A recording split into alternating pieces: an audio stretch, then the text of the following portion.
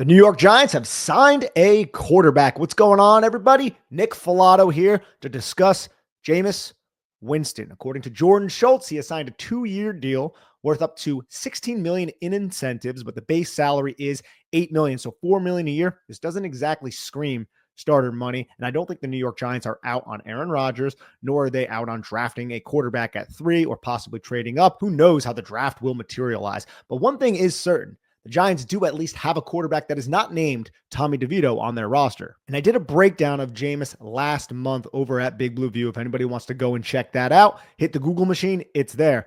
But today I really want to focus on 3 aspects of Jameis's game that will significantly help the New York Giants. Now, we'll go over some of the negatives. I think a lot of people know famous Jameis and some of the drawbacks of his specific skill set. But the 3 things I want to focus on when it comes to Jameis Winston are his off-script big plays, his penchant to push the ball vertically, and how he accesses every inch of the football field, and how that can bring Brian Daboll's offense to a place that we have not seen yet with the New York Football Giants. We have to face the facts here. In 2024, the Giants were tied with the New England Patriots with only 34 explosive passing plays, and that, of course, is tied for last in the National Football League. In 2023, the Giants ranked 25th with 44 explosive passing plays. Tyrod Taylor constituted for 16 of those explosive passing plays, Tommy DeVito for 19. A total of 25 of the 44 explosive passing plays were between those 2 quarterbacks. And in 2022, the playoff year, the New York Giants were dead last in the National Football League with 28 explosive passing plays. That's very low.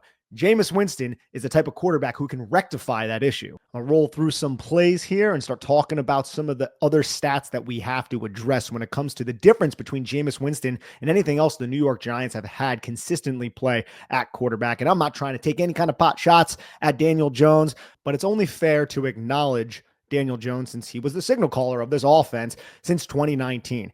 With that said, let's take a look at Jameis Winston's passing chart and Daniel Jones's passing chart up until week 7 of the 2024 season. So these are all of Jameis Winston's passes from last year. And here are Daniel Jones's up until week 7. This is courtesy of Dougie Analytics. Go follow Dougie Analytics on X, on Twitter. He's the man. And in 2024, on 329 dropbacks, Jameis Winston completed 10 of 30 throws of 20-plus air yards. That's 33%. That's on 329 dropbacks. Daniel Jones in 2024, 689 dropbacks. He completed 6 of 28, a 21% rate on throws with 20-plus air yards. So you're talking 360 less dropbacks for Jameis Winston. Jameis Winston's big-time throw percentage is 3.8%. His turnover-worthy play percentage is 5.2%. That's very high. That led the NFL in 2024. These are all 2024 numbers. His yards per attempt was 7.2, and his average depth of target was 9.7 yards. Daniel Jones had a 1.9% big-time throw rate. It's very low, but his turnover-worthy play rate was 2.2%. That's sufficient. That's solid right there, but that also comes with a more pusillanimous approach. His yards per attempt was 6.1 yards, and his average depth of target was 7.5 yards. Again, Winston led the league in turnover-worthy play rate of quarterbacks that had at least 20% of their team snaps in 2024. Jones ranked in the top 10 of that turnover-worthy play rate. However, Jones finished bottom 3 in big-time throw rate. And we'll go over exactly what Jameis Winston offers, some of the drawbacks of Jameis Winston, and the differences in styles of play and how that can allow Brian Daboll to access a different level of offense, something maybe we have not seen quite yet, especially if everything clicks. Let's get into these plays.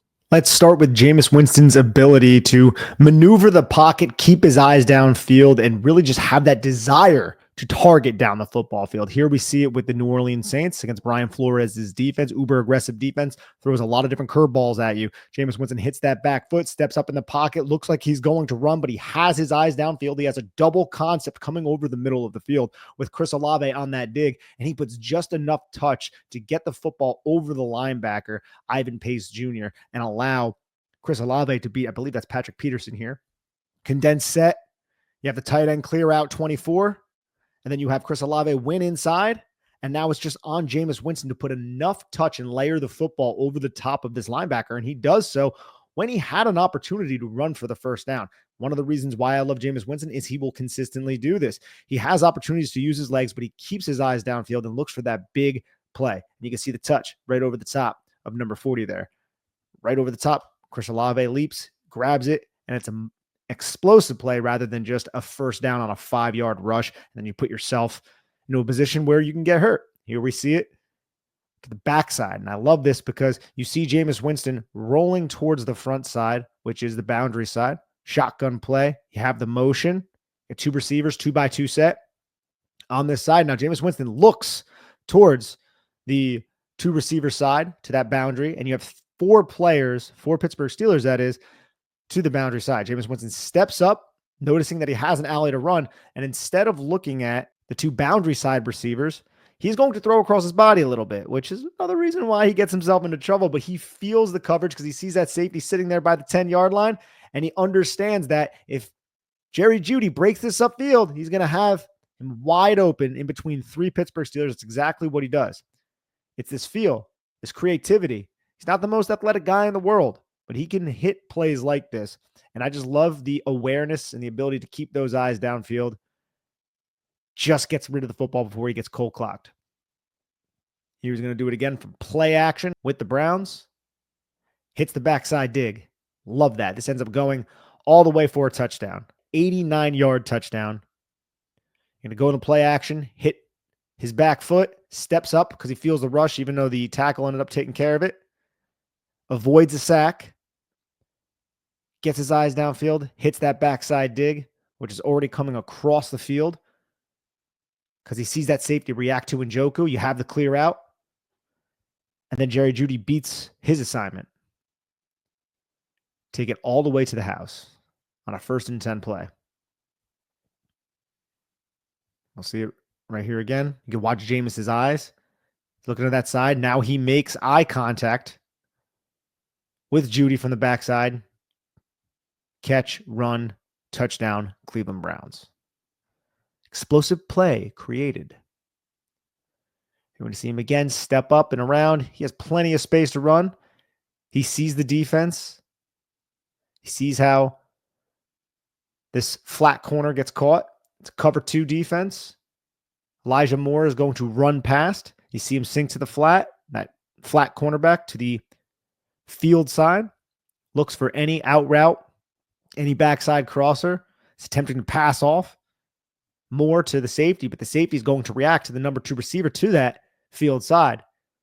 And Jameis is able to feel out that coverage, see the too high shell, and understand that since that cornerback is sitting flat, he's squatting down, and Moore's going to be open if he can gun this football in. That's exactly what he does. And he has enough arm talent and arm strength to put that high, good velocity, good touch, where only his receiver can catch it, making the defense pay for their reactions post-snap while recognizing the defense and maximizing this play when he could have easily have just ran with the football. Puts that nice and high, only his receiver can go and grab it. Touchdown, Cleveland Browns. Now, these are plays right here that I absolutely love. And this is something that we've seen defensive coordinators call against Daniel Jones. We have a 3-by-1 set with the number 2 receiver to the 3 receiver side and the tight end condensed. So that number 2 receiver, as you can see on the screen, he is on the hash, and you have the outside receiver to the 3 receiver side on the top of the numbers. But I want you to pay attention to number 26's leverage. Defensive coordinators consistently ran this type of defense against the New York Giants when Daniel Jones was the quarterback. Watch how 26 stays inside. So he is passing Chris Olave off to the safety, but he takes these steps inside because this is a field side throw from Jameis Winston. He is not expanding outward. No one is outside the numbers right now. Now, 26 loses his space on the field here, but we've seen consistently a lot of teams play the Giants, and a lot of teams around the NFL do this. That's why having a quarterback who is willing to challenge every inch of the field from the field side, that means the wide side of the field, it's vital, it's crucial, it's important.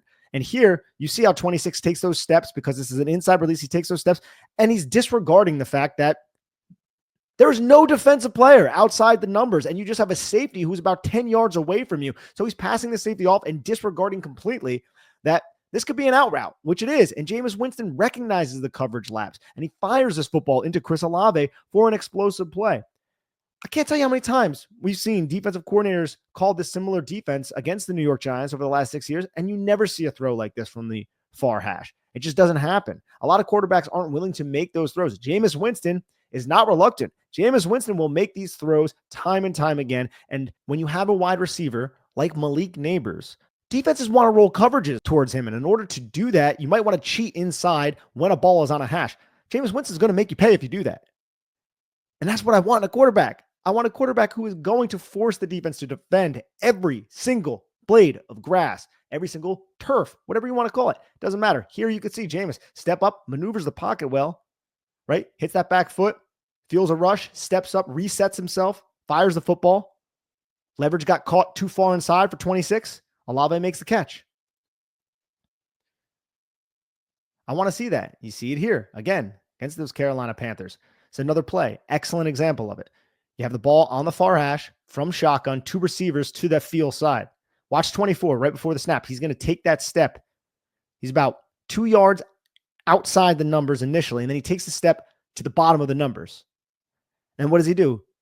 Once Olave eats into the cushion of 24, 24 gets into a quarter turn, asks to the sideline, zone technique, and he's inside. Just baiting Jameis Winston to throw it towards the sideline, just baiting Jameis Winston to throw to this outside leverage. Saw this a lot with the New York Giants. Jameis takes the opportunity, puts it outside the numbers, and Chris Olave does a great job using his body on this play. That's not necessarily the point. The point is, it's a 3rd and 6, late in the second quarter. The Saints are trying to drive down the football field, and Jameis Winston recognizes the coverage. Doesn't matter that it's the field hash, sees the inside defender, knows he has all the space to work with from the numbers to the sideline, and then fires his football. Allows Chris Olave to make this catch. And it's a little bit too inside, but it's still very catchable, and it made the defense pay for exercising inside leverage whenever the quarterback was on that field hash. And this is the second time in this specific game that Jameis Winston did that against the Carolina Panthers. Because you have this heavy blitz look. Blitz bails a little bit. Jameis still fires that football, has the one-on-one, leverages to the offensive side if the quarterback is willing to pull the trigger. And that's exactly what he did. He's against the Saints. This is a great play by the wide receiver as well. As Jameis Winston hits that back foot from the shotgun, you're going to see a creative coverage where you're going to have that flat receiver just open.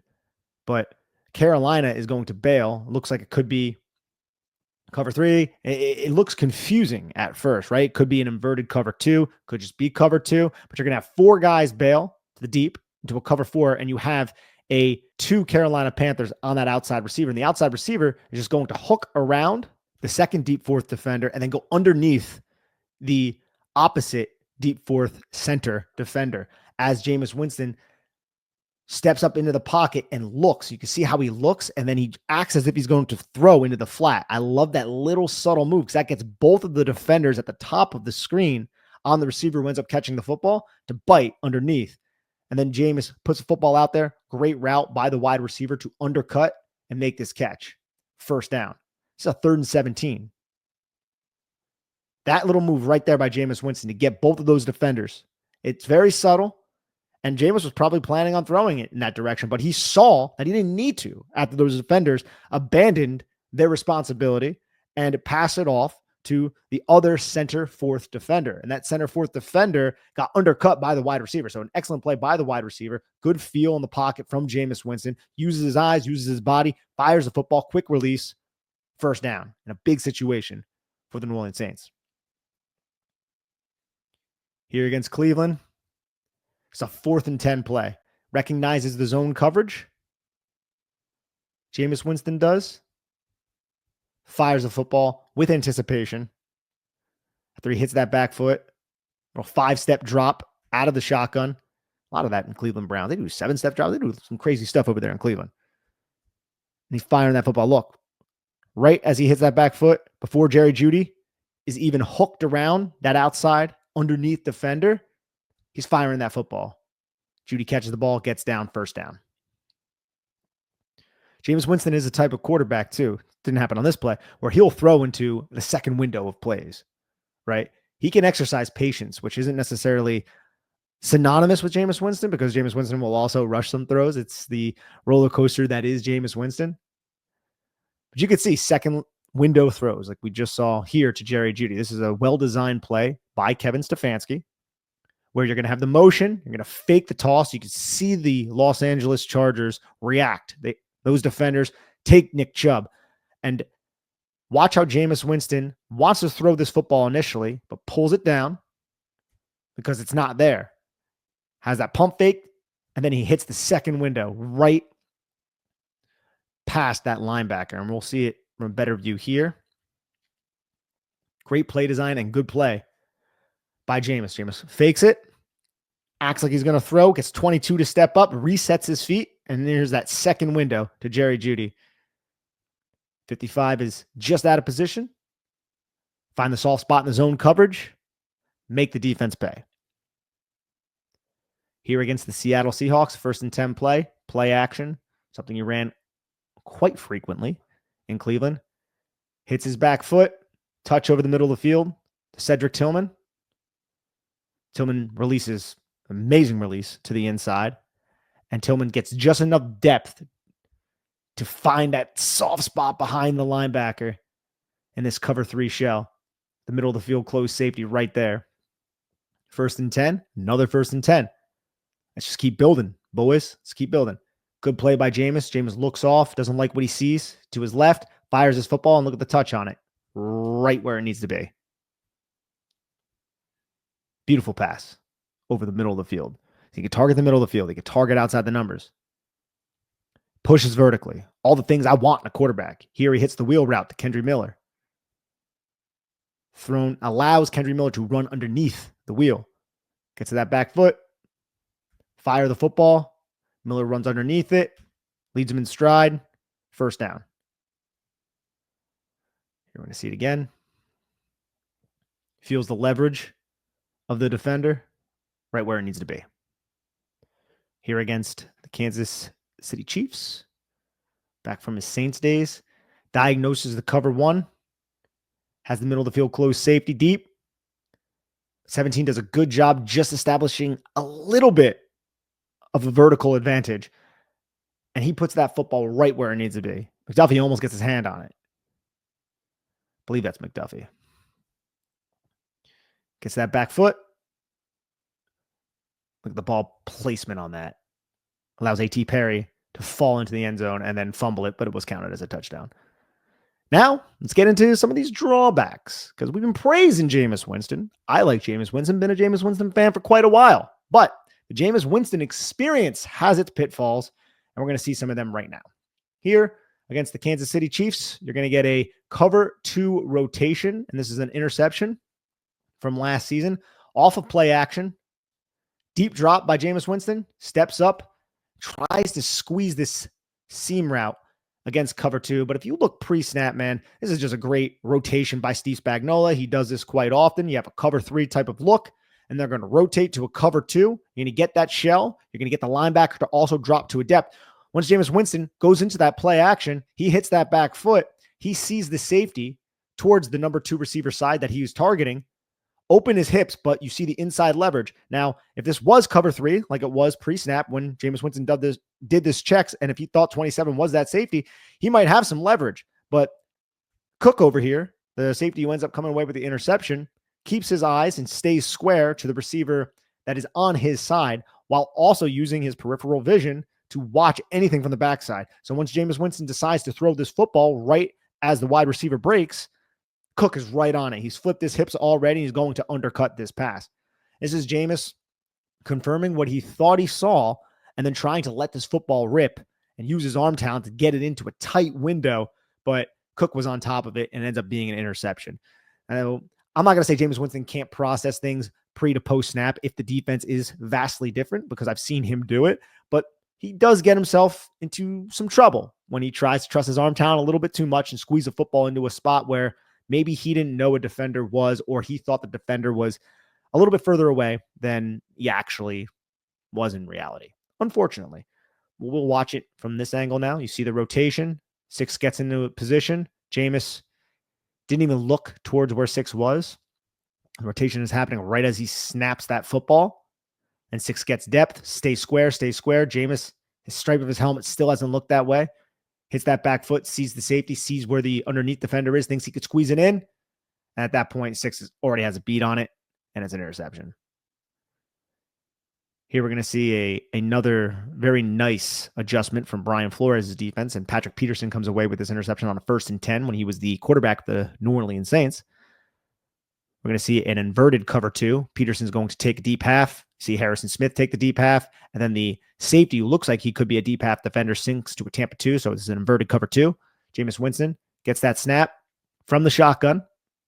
You have the 3 receiver side.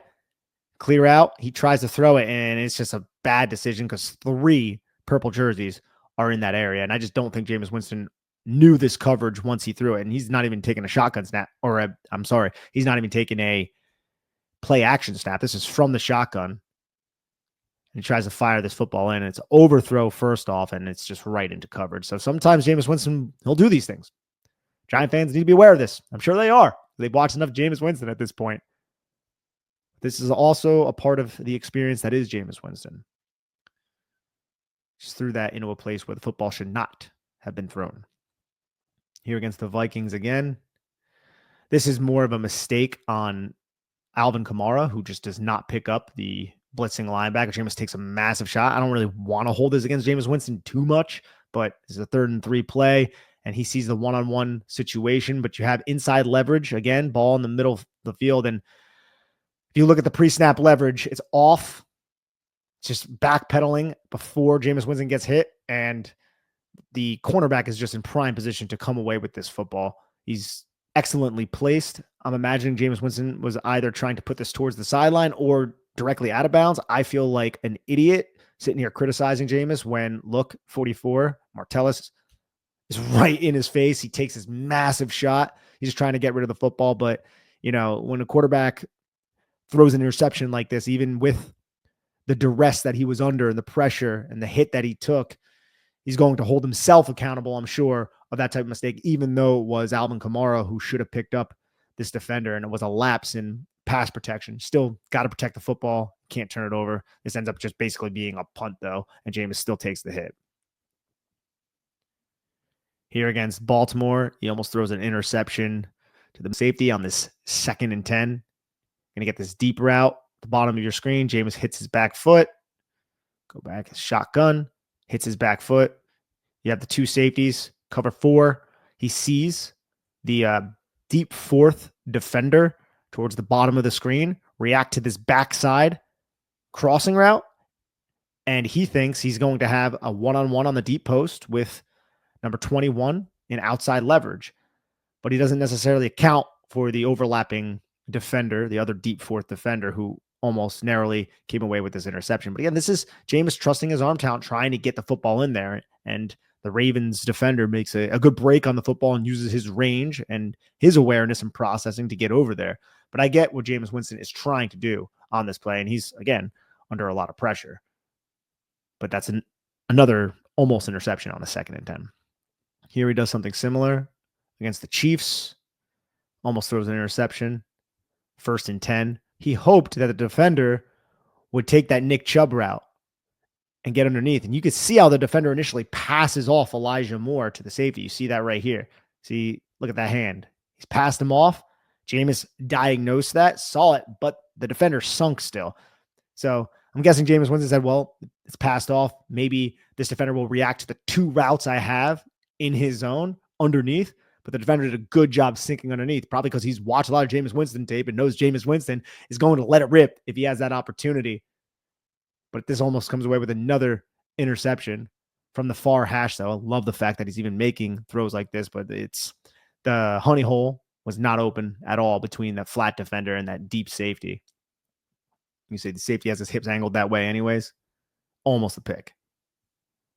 We'll see it from this. I like how Jameis tries to sell these underneath ones. Takes that just a little step, shoulder turn, realizes it's not necessarily there. Seems like he's a little hesitant to throw this football, but the pressure starts getting home, throws it, almost picked. And that's this brief review of Jameis Winston. I hope you guys enjoy this. What he can add to the Giants offense from a vertical standpoint, from a non-reluctant standpoint, just being a quarterback who was going to at least threaten defenses and put it in the defense's mind that you need to guard everywhere. But at the same time, I might turn the football over a little bit. And that's kind of the Jameis Winston experience. Look, the Giants received, I think, a massive boost to their potential. Jameis, he's the antithesis of Daniel Jones. He will challenge the defense. He will push the ball vertically. He will keep his eyes downfield under pressure. But in doing so, there is a higher risk associated with that style of play, which is the modus operandi of Jameis Winston. And it's one reason why he's finished with over a 5% turnover-worthy play rate in 6 seasons. Excellent quarterbacks possess a high big-time throw rate and a low turnover-worthy play rate, right? Like the Joe Burrows, the Aaron Rodgers, Tom Brady's of the world. Exciting quarterbacks do possess high big-time throw rates, but exciting does not always mean excellent. And that's the story of Jameis Winston up until his age 31 season. Could he be Dable's reclamation project? That's a fair question to ask. The Geno Smith of the Giants. It seems unlikely, but many thought Geno and Sam Darnold's path were unlikely to transpire well after their first shot soured. I do not have any delusions of grandeur about Jameis Winston, yet I remain optimistic about a stylistic change and approach that is dramatically opposed to the uber-conservative and, dare I say, boring New York Giants offense that I've studied for the better half of a decade. So I welcome the inexpensive change and let the chips fall as they may. For Big Blue View, I'm Nick Falato, signing off. Take care of each other, everybody, and have a lovely day.